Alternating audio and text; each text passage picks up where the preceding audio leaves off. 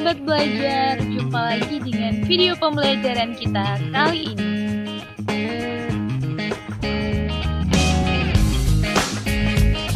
Kali ini kita akan membahas tentang konsep dasar ekonomi kreatif dalam judul Jurnal Peluang dan Tantangan dalam Pembangunan di Indonesia oleh Basuki Antariksa. Saat ini, Indonesia menjadi satu-satunya negara di dunia yang memiliki institusi pemerintahan di tingkat pusat dengan nomenklatur ekonomi kreatif.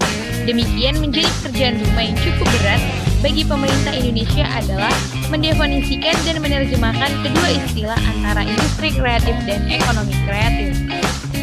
Jurnal ini disusun untuk memberikan kontribusi terhadap peningkatan pemahaman mengenai apa yang dimaksud dengan industri kreatif dan ekonomi kreatif, khususnya bagi pembuat kebijakan dan membantu proses pembuatan kebijakan pembaruan industri kreatif dan ekonomi kreatif yang sesuai dengan kebutuhan Indonesia.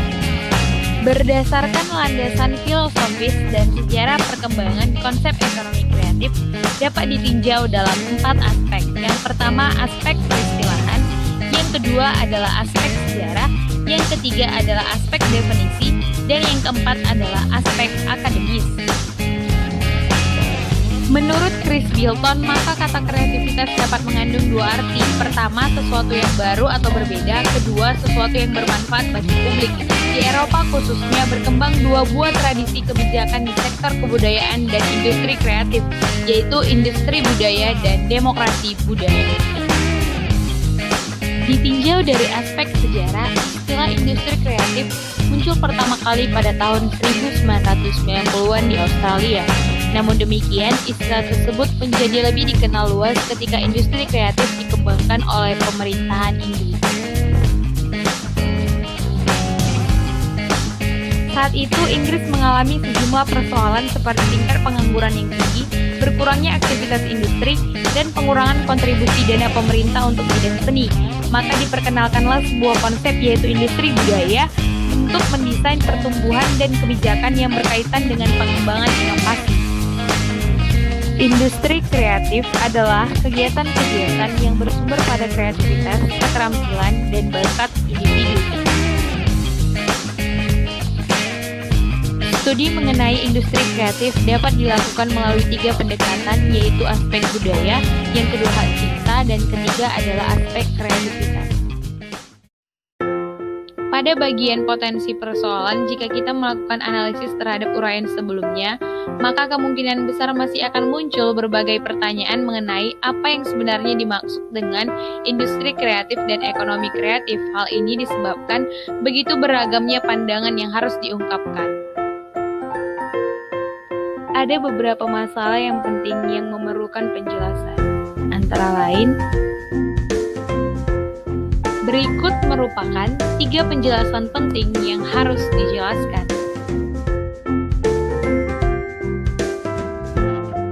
Pertama, apakah industri kreatif dan ekonomi kreatif meliputi segala macam aktivitas yang dapat dilindungi hubungan kekayaan intelektual atau sekedar yang berkaitan dengan komersialisasi seni dan budaya atau segala aktivitas di sektor industri yang pada dasarnya memang selalu membutuhkan kreativitas? Yang kedua adalah apakah industri kreatif dan ekonomi kreatif sama dengan industri budaya atau tidak? Jika ya, apakah termasuk di dalam kebudayaan tradisional atau hanya kebudayaan modern?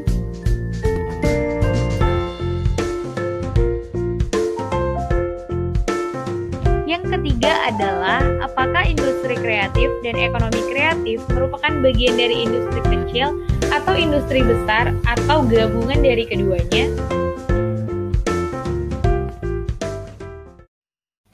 Jika diperhatikan dengan cermat, dapat dikatakan bahwa industri kreatif sebenarnya adalah segala aktivitas yang menimbulkan keuntungan ekonomi dan dapat dilindungi oleh hak kekayaan intelektual. Mengapa demikian?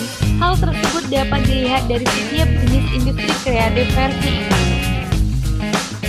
Ketika kemudian dikatakan pula bahwa industri kreatif adalah industri budaya, pada dasarnya hal tersebut bukan merupakan sesuatu yang aneh. Hal ini disebabkan sistem kebudayaan termasuk di dalamnya adalah sistem mata pencarian, kesenian, dan sistem teknologi. Mengenai tidak tegasnya perbedaan antara industri kreatif dan ekonomi kreatif ditinjau dari aspek kebutuhan praktis, sebenarnya bukan merupakan persoalan yang serius. Secara umum dapat dikatakan bahwa keduanya mengandung pengertian sebagai aktivitas berbasis kreativitas yang berpengaruh terhadap perekonomian dan kesejahteraan masyarakat. Jika dilihat dari aspek skala usaha, nampaknya industri kreatif dapat berbentuk usaha mikro, kecil, dan menengah atau perusahaan raksasa. Dikaitkan dengan kondisi aktual Indonesia, ada sejumlah tantangan yang perlu diatasi dalam pengembangan industri kreatif dan ekonomi kreatif sebagai berikut. Yang pertama, ditinjau dari aspek budaya. Bangsa Indonesia cenderung menjadi korban perasaan gengsi ketika muncul sebuah fenomena baru yang sifatnya mengglobal. Yang kedua, dikaitkan dengan kearifan lokal masyarakat di tanah air. Adanya karakter ciptaan tradisional masyarakat Indonesia yang bersifat komunal dan sulit untuk dibatasi masa perlingkungannya karena berkaitan erat dengan jati diri kebudayaan masyarakat.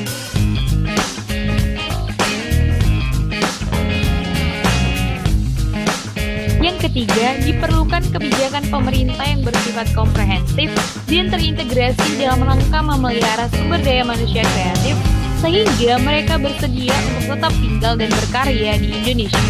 Berdasarkan uraian mengenai teori dan pembahasan di dalam jurnal ini, nampaknya untuk sementara dapat disimpulkan bahwa industri kreatif dan ekonomi kreatif sebenarnya adalah nama lain dari upaya peningkatan kualitas perlindungan hak kekayaan intelektual.